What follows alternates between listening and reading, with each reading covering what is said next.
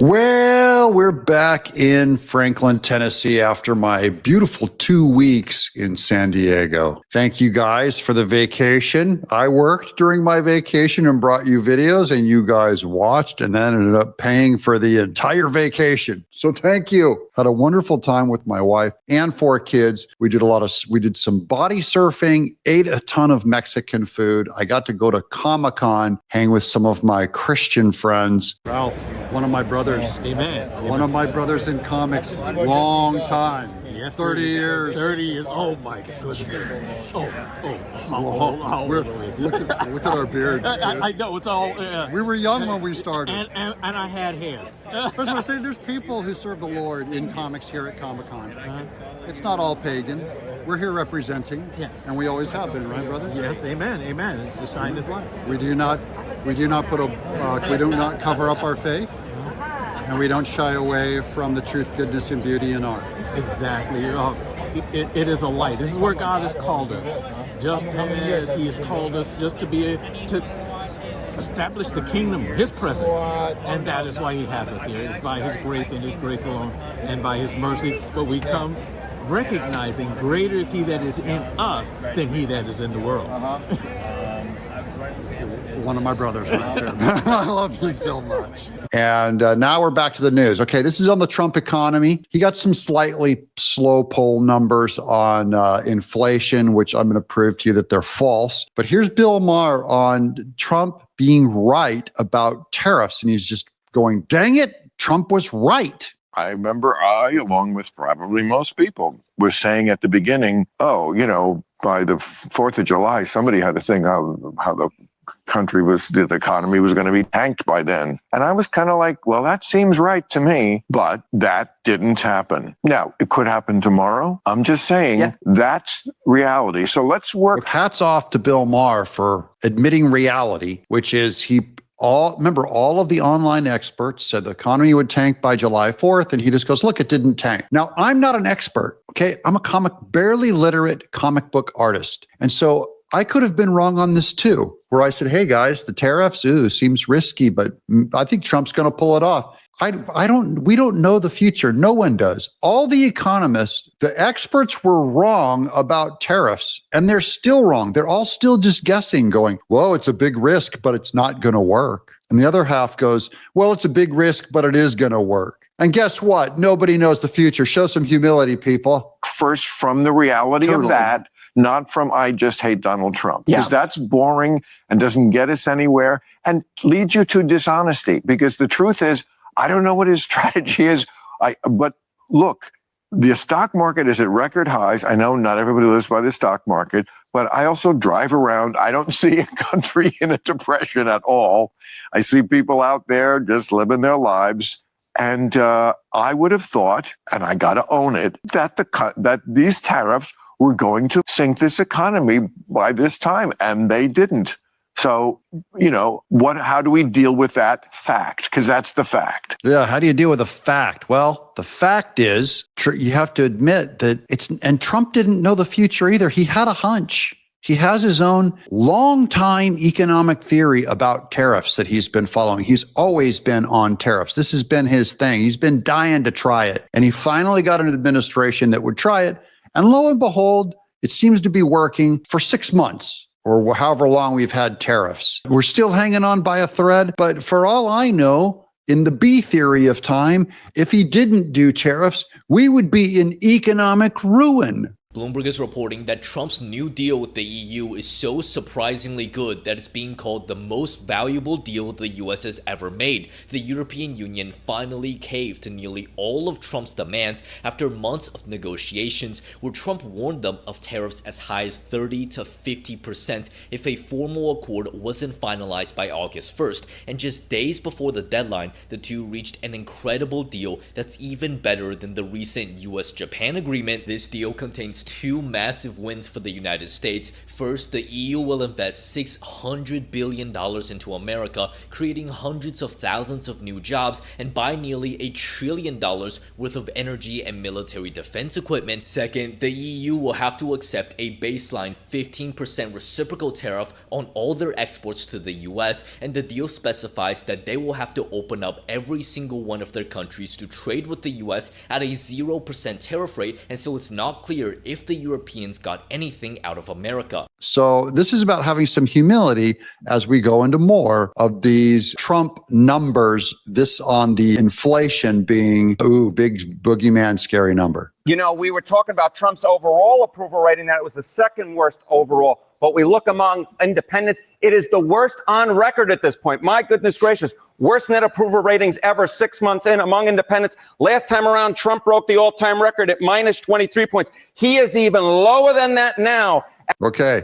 All I got to say is on the independents, I don't know how many independents there even are. Everyone claims to be an independent, but if you just ask them a couple questions about politics, okay? I go to all my friends, they're all, unlike you, Doug, you're a Republican zombie. You're a MAGA zombie. But me, I'm above politics. I'm an independent. And I just go, oh, really? Are you pro-life or pro-choice? They go, oh, I'm pro-choice. Do you believe in global climate change? Yeah, I believe in global climate change. Do you believe in gay marriage? Yes, I believe in gay marriage. Lo and behold, the independents all think the same. And any independent that was not into Trump in 2017, he's not going to be into Trump even more.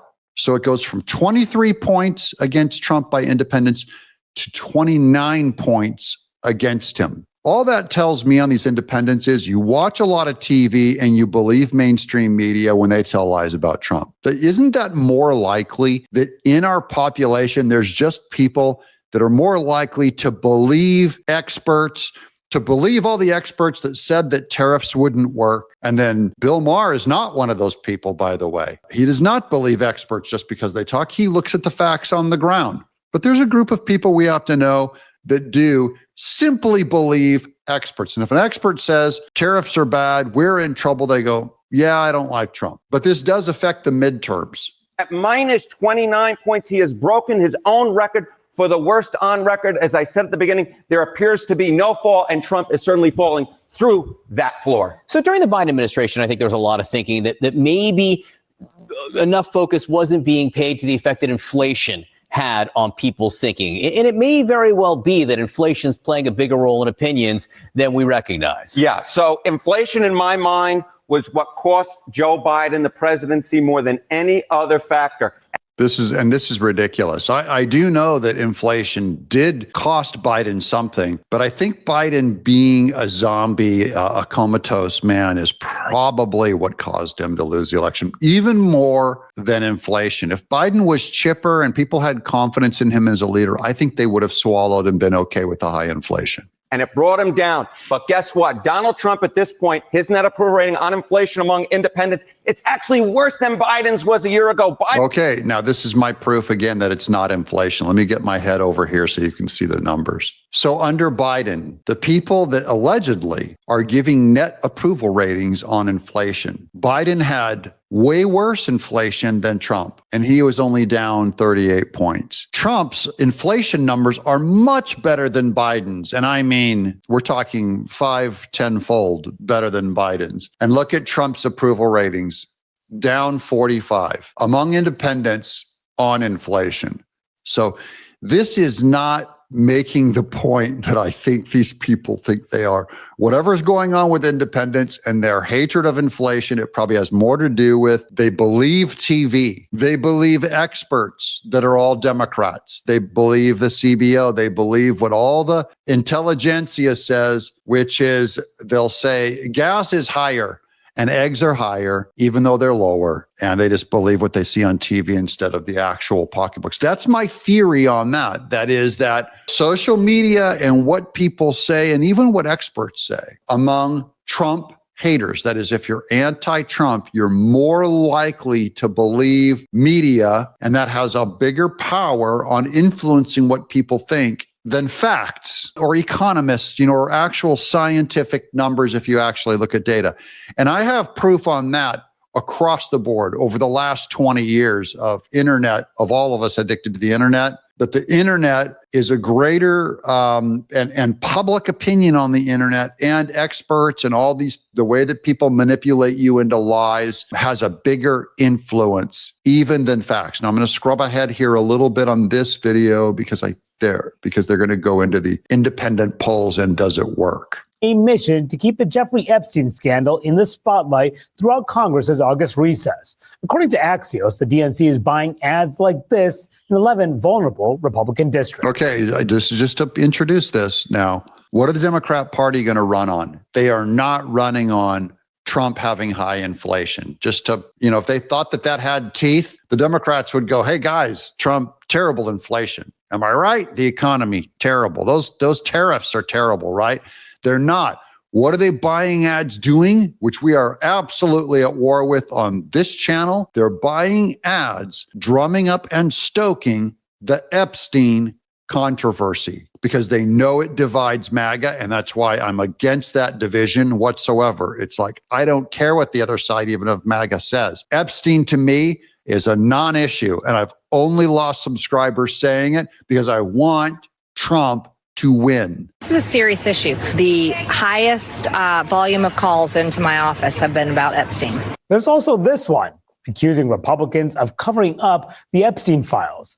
The DNC says it is a 5-figure ad campaign, which is actually pretty small, especially when trying to reach 11 different districts. So is this just performative or a sign of what's to come? Okay. This is what Democrats are running on, guys. They have nothing else to run on. And really, the only thing they found is, frankly, a self-inflicted wound. That is MAGA. We did this to ourselves. We fell for it, bit the bait. Trump said, get off Epstein. Half the people got off it.